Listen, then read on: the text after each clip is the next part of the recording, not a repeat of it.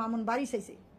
বাড়িটা চাওয়ার উদ্দেশ্য কি, মামুন এটা ওর একটা ওর মামুনের কাছ থেকে যাতে সরে যায়, এই কারণে একটা প্লাস পয়েন্ট রাখছিল মামুনি। কেন কইছে, হ্যাঁ তুই আমার মা দেখতে পারস না, ভাই দেখতে পারস না, বাপ দেখতে পারস না, কাউরে দেখতে পারস না, খাবার দাওয়া দিতে চাস না, তোর বিয়া করলে এরপর দিন তো আমার বাপ মারে দেখতে পারবি না, তাহলে তুই আমার ঢাকা শহর একটা 10তলা বাড়ি কিনে দি, তাহলে ওই বাড়ির ভাড়া উড়ায় আমার বাপ মা খাইব, আর তোর আমি কেতকুলির তলে লইলে আঁকু, এখনই আডে কেতকুলির তলে লিয়া, তা কেতকুলির তলে লইলে তোর আঁকু, আমার এই বাড়িটা করে দিও, এক দাদা বাড়ি রেজিস্ট্রি করে দিবি, এক দাদা তোর রেজিস্ট্রি করবো। আচ্ছা দিমু করতে করতে কখন দিবি, জন্মদিনে দিব, দেয়নি, পরে দিব, দেয়নি, এরপরে দিব, দেয়নি। তখন মামুন কি করছে, রাগ হয়ে যাইব গা, ওর বন্ধুরা দুইটা আইসে, ওই খবর দিছে আমার কাপড় ছুটি নিয়ে যা, আমরা চলে যাবো।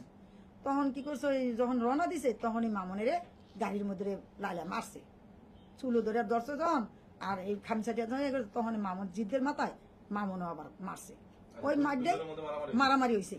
হওয়ার পরে ওগুলি লাইফে দেখাইছে যে মামুন আমারে মারছে। যাই হোক মামুন গেছে, লায়লা আগে মারছে মামুনের, পরে মামুন মারছে। মামুনের চুল ধরলে মামুনের মেজাজ খারাপ হয়ে যায়, যখন চুল ধরে টান দিছে তখন মামুন মেজাজ খারাপ হয়েছে, তখনই মামুন আবার মারছে।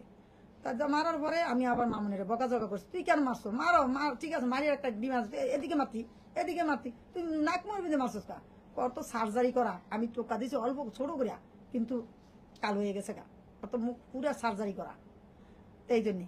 তা আমি কি ওখানে এটা খারাপ দেখা গেল না, অনেক বকাঝকা করছি। আবার মানুষ ডাইকিয়া সবাই নিয়ে আবার বসছে, মামুনের কাছে 2 মাসের টাইম চাইছে, 2 মাসের মধ্যে তোমার বাড়ি কিনে দিব আমি সবকিছু। তখন অনেক মানুষ আইসা, সবাই দেখছো তো সোশ্যাল মিডিয়াতে, সবাই আইসা মামুনের মিলাই দিছে, আর মামুনের নামে একটা মামলা করছে। ওই মামলাটা বলছে যে আমার সাথে আপোষ হয়ে গেলে মামলাটা তুলে নিব। তখন মামুন আবার কি করছে, আপোষ হয়ে গেছে, মামলাটা তুলে নেওয়ার কথা। মামুন তো সরল সোজা, ওই আর বাকি অন্যদিকে চায়নি।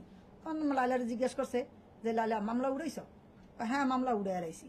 রকিবকের নামে একটা ছেলে আছে, মামুনের আগে খুব ভালো ক্লোজ বন্ধু ছিল, আমার বাসায় কিন্তু ওরে রাখছি, খাওয়াইছি, ওর পাও ভেঙে গেছে, আমি ওরে সেবা বন্ধ করছি, মায়ের মতন করছি। আজকে হেই ছেলে ওর সাথে মিলাইছি, মিলাই মামুনের থেকে 5,000 টাকাও নিছে যে মামলা উড়াই নেব। ওই মামলা ওরা উড়ায় নেই, ওই টাকা দিয়ে মামলা আরো চালায় নিছে, মামুন জানে না। এখন হঠাৎ করে জানতেছে মামুনের ওয়ারেন্ট আইছে, তখন আমার এই মেয়েরে ধরছে, ধরে এরা ওয়ারেন্ট জামিন করছে। এই জামিনটাও বাতিল করতে চাইছে, বহু চেষ্টা করছে বাতিল করার লিগা, কিন্তু পারে নাই মেয়ের লিগা, আর আমাদের কিছু ছেলে আছে, ছেলেদের কারণে পারে নাই। তো ইয়ে করছে, তা তো জামিন হয়ে গেছে, বুক ফুলে চলতেছে। এখন ও গেছে সিটিয়াং একটা প্রোগ্রামে গেছে, আসার সময় ওই গত 4 দিন মিলে আবার এই মামলাটা করছে দর্শনের। 3 বছর যখন থাকতে পারছে, হাসমকার দর্শন করে নেই, ও কালকে মামলা করছে, এই মামলা জামিন হয়ে গেছে দেখিয়া আজকে দর্শন করে লাইছে। আর ছেলে দর্শন করলো, মেয়ে কি রাজি ছিল না? আমি যদি কারোর সাথে রাজি না থাকি, আমার কি আরেকজনের নিতে পারবো? কখনো পারবো না। একটা মেয়ে সমান সমান অধিকার থাকতে হয়। আমিও রাজি আছি, একটা ছেলেও রাজি আছে, তখন এই জায়গায় মিলন হয়। আমি যদি রাজি না থাকি, ওই ছেলে আমার সারাদিন ফিরাইলেও আনতে পারবো না। তখন আমি জনগণের সামনে কমু যে আমি ওরা তো ভাইয়ের মর্যাদা দিছি, ও কেন আমার সাথে এরকম খারাপ আচরণ করে? তখন আমারে বলতে পারতো, তখন পাবলিকের বলতে পারতো, কাউরে তো বলে নেই। কারণ আজকে মামুনের নামে একের পর এক মামলা দিতে আছে, মিথ্যা মামলাগুলা দিতে আছে, দিয়া হরানি করতে আছে।